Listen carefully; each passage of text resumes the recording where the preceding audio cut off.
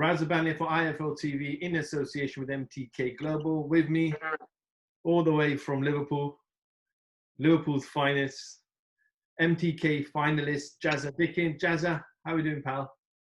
Yes, I'm good. Thank you for having me on, my mate.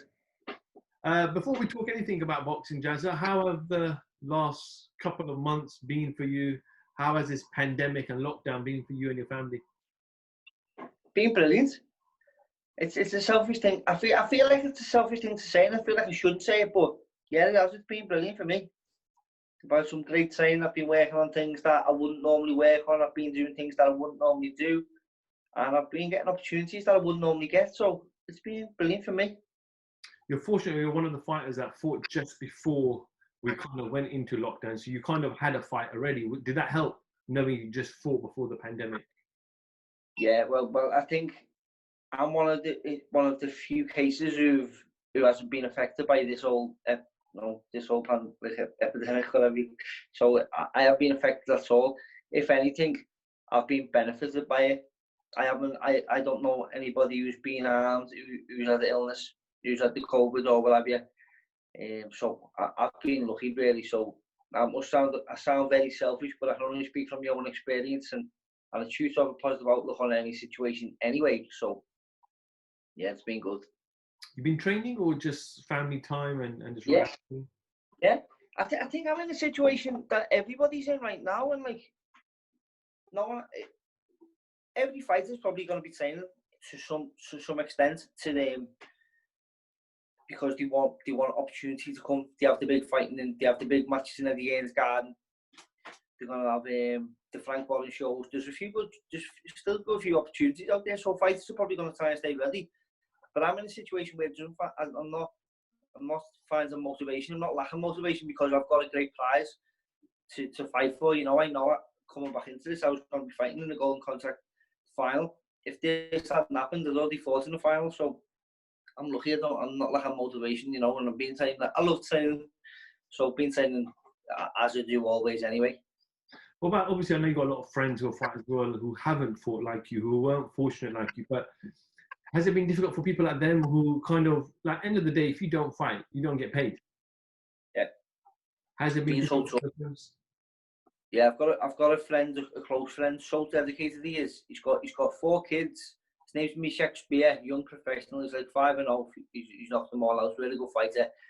But he's got no promoter, so he's got 5 kids to provide for, and fighting is the way he earns his money. So he just hasn't got he's got no motivation. He's staying in the gym and all that, but he's lacking motivation. It doesn't keep you from going in the fridge, you know what I mean? And you're going in the fridge 5, 6, 7, 8, 9, 10 times a day, and you're getting a bit bigger and bigger. You've got no motivation to diet because you associate that with being in camp. He's not in camp. He doesn't know when he's going to be in camp. People don't know when he's going to be back. So it's tough for some fighters. But on the other hand, there's another lad called Josh Wright, who's just turned professional. So he's come from the amateurs right now, turning professional. And time is frozen. So he gets that period where he can make the transition from amateur to professional. But he doesn't lose any time, because when he comes back to it, that's when everybody comes back. He's not trying to catch up or save time. He's only young, so it benefits him. So it's everybody's different, aren't they? But I would say majority of the fighters are struggling through this pandemic. We saw obviously your fight at your call with Jazza, with Leeward. Now the crowd was buzzing. We know you love your atmosphere. They're chanting your name. How hard is it going to be not knowing when fans will be let back in, but potentially fighting in the final without any fans? It is what it is. I've spoken a lot about my time that I spent in America. It was not last year, the year before, and I went over to fight in Dominican Republic. And when I was there was nobody there was no one there anyway, you know. And I was in the ring and I was ready to fight. I didn't know who was going to be fighting. I was the only white man there, the only English speaking man there, and I was just like the only person, the only person who looked like me, who felt like me. That's how I felt at the time. And when my opponent was on the way to the ring, I was in the ring waiting for him. The coach said to me, "This is not the guy we arranged to fight." So it was like, and he looked a bit big, and I thought, I'm being stitched up here. This is it's going off. So for me, instantly I went into the reasons why I started fighting, and it's like a fighter's mentality. It was not about the crowd. It weren't about the crowd. It weren't about no money. It weren't about gratification. It all become about why I joined the gym, why like fighting. It was more of like a street fight, if that makes sense. I just enjoy that type of atmosphere. So I will actually enjoy it if it is behind closed doors and it is a street fight. Not a street fight, but you know what I'm saying. If it's that type of atmosphere, then I will really enjoy it. Is it because when you're on a game plan, sometime when the crowd start roaring you on, you forget the game plan, you just want to trade middle of the ring? I don't know. I'm not too sure. I think each fight, it's each their own. Some people, it's all they know. They've sold tickets from day one.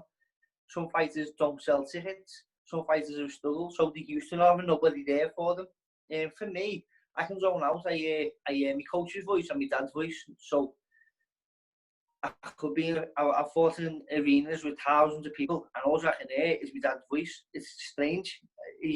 I think you choose who you want to hear. You have this connection to them people, certain voices. So I think no matter, I think it's different for whoever you are. I don't think the crowd can drag you into a war. Do you know what I mean? I think you'd be stupid, wouldn't you, to listen to some fella stand there with a pint shop, come on, do you know what I mean? Come on, more, and you just start fighting because some fella's drunk and he wants to see some action, you know? I don't know. Jazza, let's talk a little about your relationship with Tony Bellew. He obviously helps and manages you as well. Kind of, how long have you known Tony, and how did that relationship come about? I've known Tony in Liverpool. Boxing's a small community, so I've known him since I was a kid. I've seen him fight. I've known who he was since I started boxing. When I turned professional, what was it about? Remember BBM, Blackberry Messenger? So we were all in a group, in a Blackberry Messenger group at the time. There was a writer, Christopher Walker, a Liverpool writer, Christopher Walker. He was mates with Bellew. Bellew was in it. Paul Edwards, British champion, was in the group. Terry Matthews was in the group. There was loads of people, like Liverpool fighters in this group, but it was a bad group. If that group surfaced now, we'd all be in jail for things that we said. It was a bad group, do you know what I mean? But so like, I sort of got a bit of help. I was turning professional at the time, 2010, and I got help off these fighters. So Terry took me with him to have a look at Oliver Harrison's gym, and Tony took me to Manchester where he was training with Arnie Farnell, to his gym at the time. So he helped me even back then before I had a professional fight, and so did Terry, and now they're both my coach and manager, you know, so it's come full circle for me, really. So Liverpool's a small community. Tony's obviously had a great career, topped off by becoming WBC World Champion in Everton at Goodison Park. Not a ground I personally like, because I prefer Anfield. However, he's retired now. He talked recently in the interview with IFL that, he might fight, he might come back, and the thoughts are still there. What do you make of that? Is that just the fighter instinct in Tony? Do you actually think he'll come back? I seen it and I watched it, and for myself, it was sad because I know, selfishly, this is me talking about me, by the way. We're not talking about him. I'm going to talk about me for a second. Is like, I relate to that. I don't ever want it to end. Sometimes now I think, I don't ever want it to end. So when I was watching him, I was thinking that it's so hard for him, because he's got this beautiful family that he gets to spend all his time with. And now as a fighter, you've got the best of both worlds, you know what I mean? You've got everything a man could want.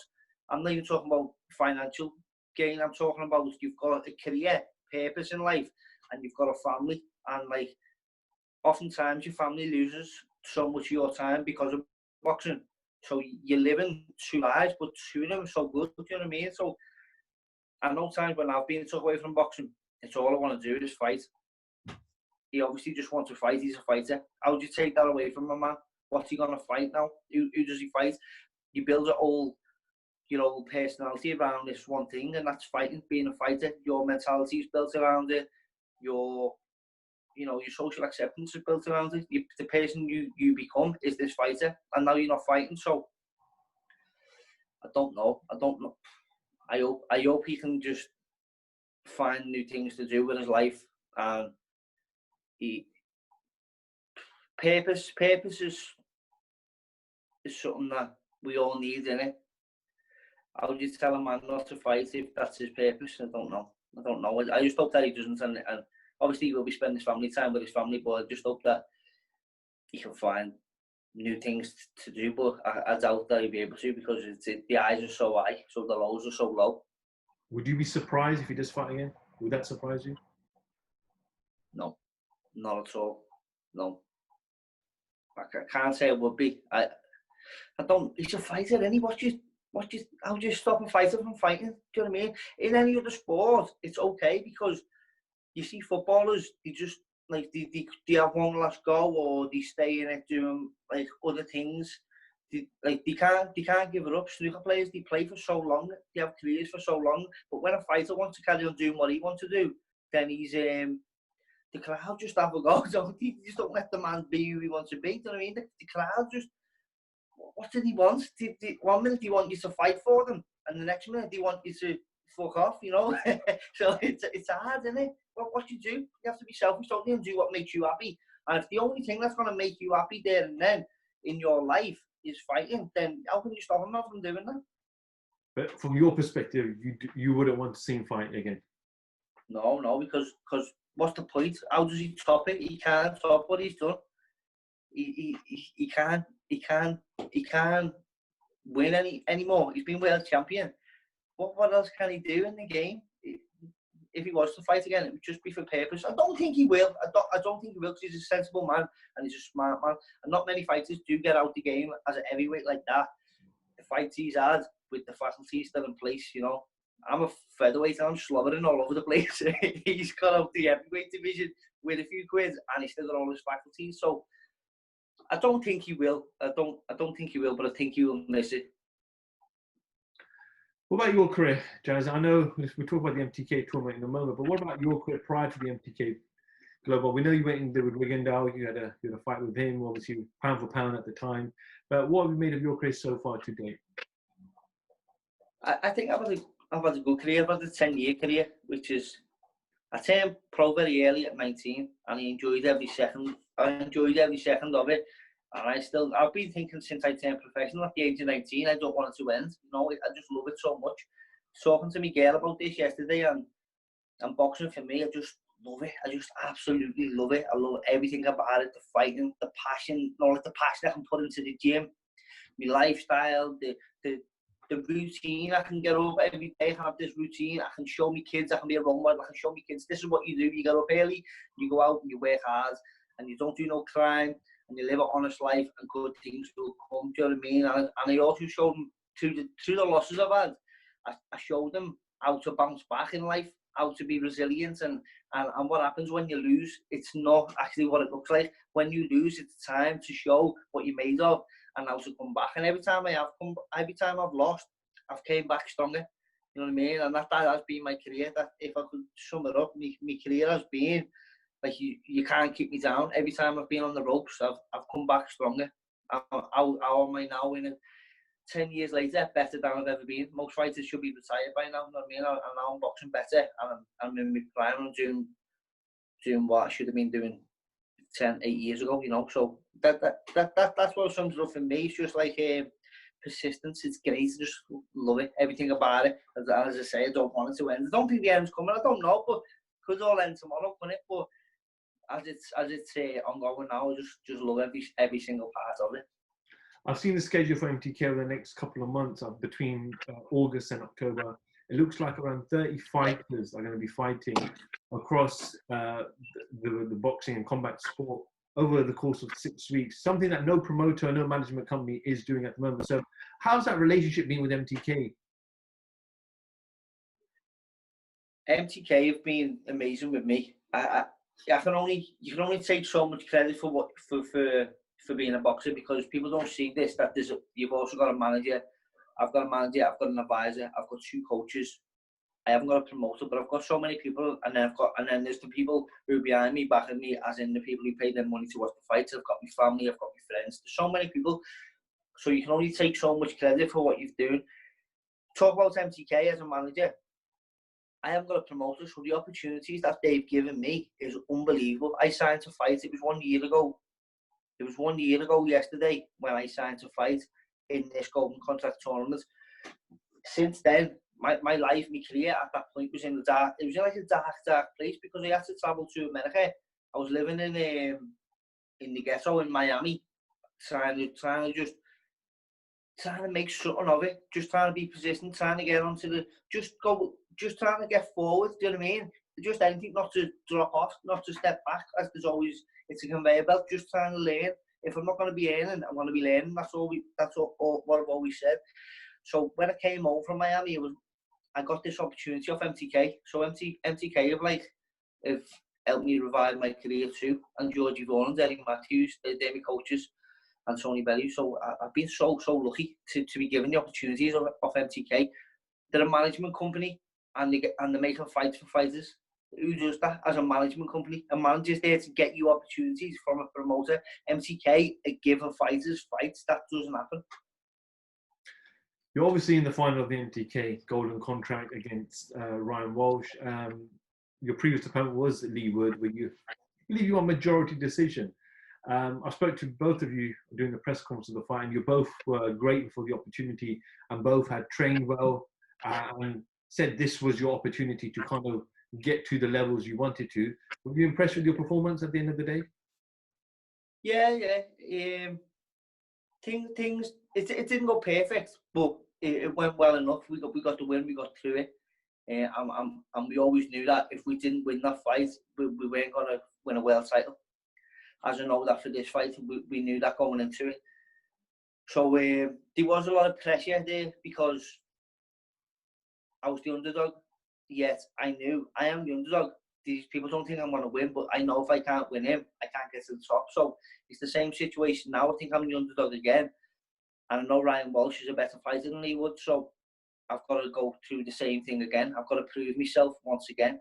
You know what I mean? So I was happy with the performance. I was happy the way it's gone, and I've had a lot of feedback, positive feedback since that. I don't know what's changed, but my social media just flew up, and people are like starting to acknowledge me as a fighter. This is after fighting for the world title, after winning the titles, you know. So people are starting to acknowledge me now off that win. So I am happy with how it went. Ryan Walsh, he's been in the industry for a long time. He's got a lot of experiences. He comes from a boxing family background. What do you make of Ryan as a fighter? And would you say he's going to be a very, very tough opponent for you in the final? Yeah, well, I knew Ryan was going to be the final fight. If I didn't meet him before the final, I knew I was going to meet him in the final. I knew he would get to the final. I knew that going into it. And he's been around a long time. He's had so many British title fight defences. He thinks about 32, something like that. He's been in the game for a long time. So he's also at a point in his career is that if he can't do this, then he can't do it. He can't go where he wants to be. If he can't do this, and I know that he trains so hard, I know he's going to be in great shape. And he's a great fighter. I respect him as a man. I respect him. I respect his brothers. Think they're a fighting family. I haven't got a bad word to say about it. And like, sometimes I wish I did have. You know what I mean? Sometimes, I don't like anybody in my weight, but I wish I did have sometimes to say, but I couldn't think of something negative to say about him. What would it mean to win the tournament? It would mean that my family I could get the possible chances of securing my family, you know, and that's a few words, but what that means is if you've got kids and you've got a partner and you're trying to create this life for your family, you're trying to give your kids something that you never had, it's everything, you know. It's deep, it's everything. I don't really want to go into it because the pain of thinking not doing it, it's painful, you know. And this is why I sacrifice. I believe I've got many years left in boxing, but I don't believe there's many opportunities that are going to be handed to me because I've had 3 losses already.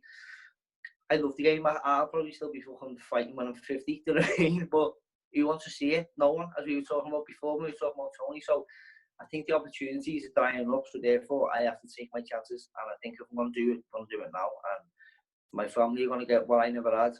I'm going to get it now, and that's what it means to me. Okay, all right, Jazza. We'll wish you nothing but the best for the final. There's a final quick question. What are you doing? How are you celebrating on Wednesday? Wednesday. Liverpool have been given the trophy on Wednesday. You know, should have been more switched on here because all these cop-outs are going on about is that cup. So I'm happy for the ones who are like. I am actually happy for the cop-outs who are happy. You know, I'm happy for them. I'm happy for Liverpool. Don't know.